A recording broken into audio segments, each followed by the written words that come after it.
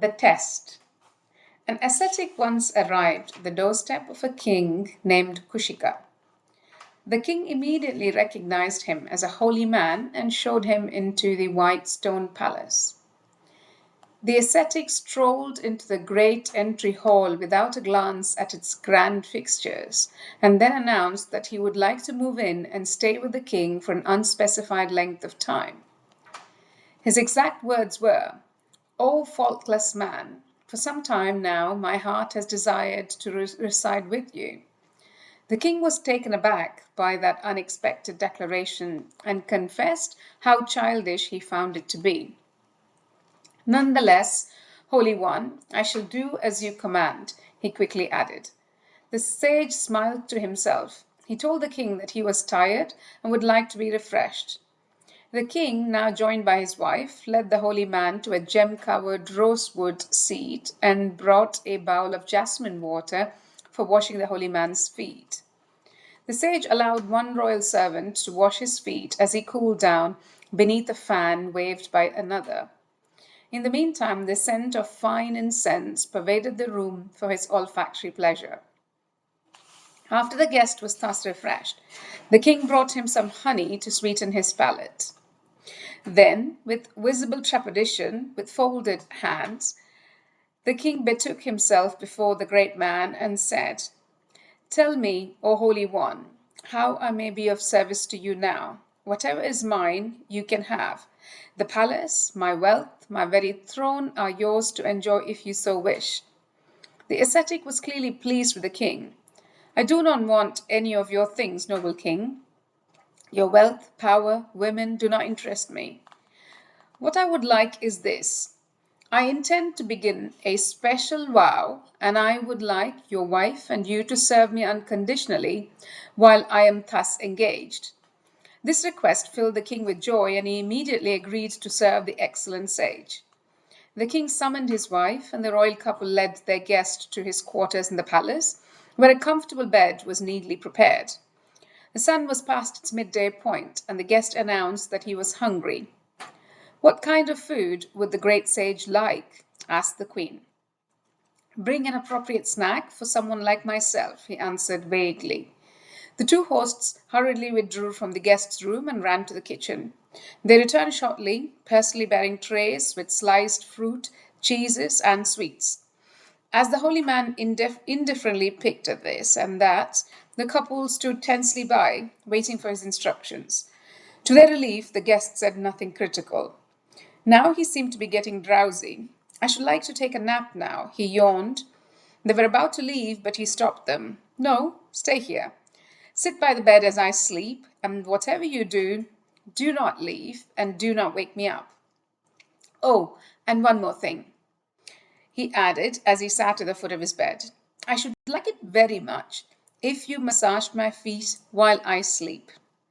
Immediately the king began to rub the holy man's feet as the latter settled into a deep slumber. It was afternoon, and the sun was beginning to set. Neither king nor queen left the room, and they took turn kneading their guest's feet. The entire night passed in such a manner. The guest slept peacefully, while his royal hosts quickly continued to work. Another day came and then went, and the holy man slept away as the king and his wife diligently kept their promise to the ascetic. In such a way, sleeping deeply and not moving even once, the man remained motionless for 21 days and nights. Suddenly, on the 22nd night, the holy man bolted upright. His eyes glazed, and without acknowledging the presence of the royal couple, he left the room. Then he swiftly walked out of the palace. The king and his wife were mortified. Delirious from hunger and sleeplessness as they were, they managed to run outside after the holy man. They tried to keep up with him, but through his yogic powers, he suddenly vanished. The king fell to the ground, struck with grief and fear. The queen, however, remained calmer and helped him to his feet, and the two resumed the search. They looked everywhere around the palace walls, but to no avail. The holy man was gone. The royal couple slowly retreated back into the palace, worn out and depressed. Avoiding their servants, they dragged themselves into the guest bedroom, and there on the bed was the saint stretched out and sound asleep. He seemed exactly as before. He showed no signs of having moved, other than the fact that he was lying on his other side. The couple resumed rubbing his feet, invigorated with relief. In such a manner, slow as the march of ants, passed another 21 days. Finally, the ascetic woke up. Stretching his stiff limbs, he announced that he was ready for a bath. "Rub my body with oil in preparation for the bath," he ordered the king. Fragrant oils were brought, and both the king and wife began to rub the ascetic's entire body. The man sat on the bathing stool, luxuriating under the strokes of his forehand massage. As long as he gave no sigh of wanting to end the treatment, the royal couple worked diligently in silence. But once again, the ascetic startled his hosts when he stood up and walked into the bathing room, where the highest quality bathing soaps and scrubs had been prepared.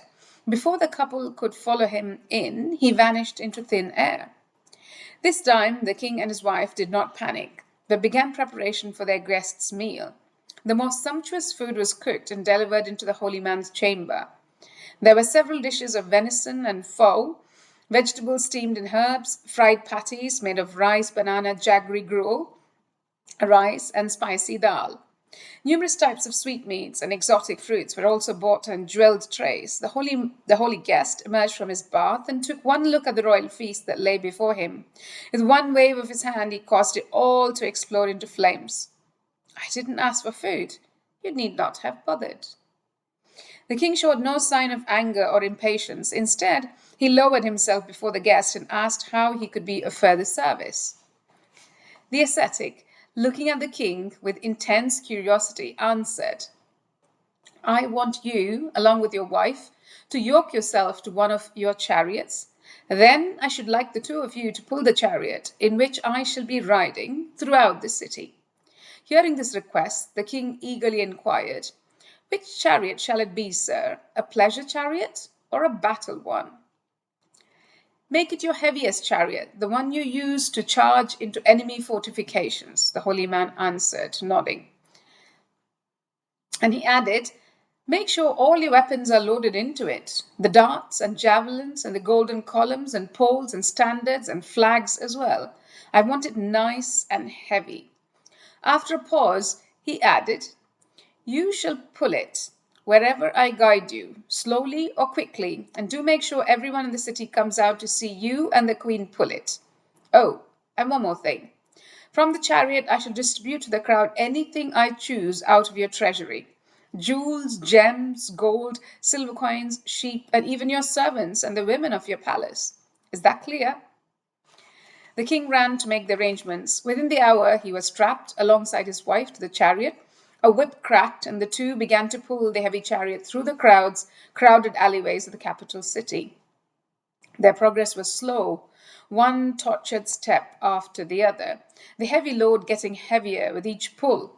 For 50 days and nights, neither king nor wife had rested, and they were now barely able to move, and yet not a single word of complaint came out of their mouths. They just breathed heavily in silence and a smile on their faces. Suddenly they felt a sharp blow, then another. The holy man began to strike them with a goad that had a sharp point. He struck them on their backs and then on their heads and cheeks. Soon they were covered in their own blood, looking like a couple of kinsuka trees in flowering season. Still, neither of them complained or as much as sighed. The citizens of the city beheld them with great compassion and whispered, "Look at the power of penance. The mighty ascetic is so brilliant, and we cannot look at him directly." After several hours, the holy man had given away the king's entire fortune and had reduced his body to a bloody pulp. The king, in turn, joyfully kept pulling the chariot. The holy man then pulled the reins and called on the couple to stop. He descended from the back of the car and moved in front of the two. With a soft voice, he spoke. "I'm ready to give you a boon." He touched the two lightly with the tip of his fingers, and instantly their fatigue and pain were gone. "Sir, my wife and I have felt no pain serving you. It has been our honor. We have regained our youth through this ordeal. Look at my wife. She has the beauty of a goddess. Our injuries have disappeared, and our skin is radiant. We do not require anything. The king lowered his head.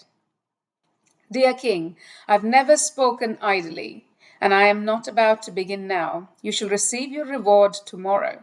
The holy man showed the couple a kind smile. You may not feel the fatigue right now, but soon you will. So return to your palace and rest. Tomorrow, come back to this very same place. The royal couple returned to the palace. Although their entire wealth had been given away, the king and his mistress were now greeted by all their ministers and servants and by all the beautiful women of the court. The palace was overflowing with wealth and splendor, as though their holdings had multiplied. They bathed for the first time in 50 days and ate a nourishing meal.